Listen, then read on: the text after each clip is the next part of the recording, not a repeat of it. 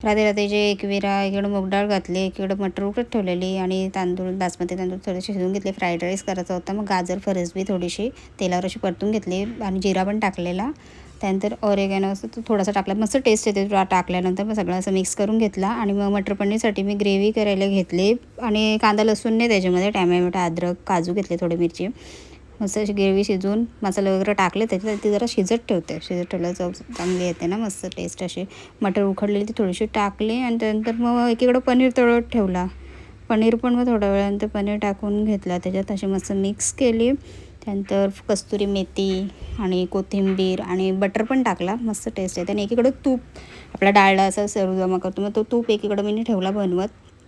तो झाल्यानंतर पुऱ्या करायला घेतल्या. मग एकीकडं तूप पण होत आलेला, पुऱ्या पापड वगैरे तळून घेतले आणि त्याच्यानंतर एक सगळा माझा स्वयंपाक तसा झाला, सगळं पूर्ण भाज्या वगैरे सगळा झाला. त्यानंतर मी लस्सी करायला घेतली, दही आणलेली थोडी, मी घरातच लस्सी बनवते, जरा मस्त लागते तसे जरा. लस्सी बनवून मग तूप पण जरा थंड करून बरणीत भरून ठेवला आणि फ्रीज साफ करायला घेतलेला एकीकडे. तो पण फ्रीज साफ करून सगळं तिथल्या इथे डबल सगळा लावला. आणि वेगळा टिफिन भरलेला, फ्राईड राईस पाहिजे होता, देवाला नैवेद्य दाखवला. चला मग राधे राधे.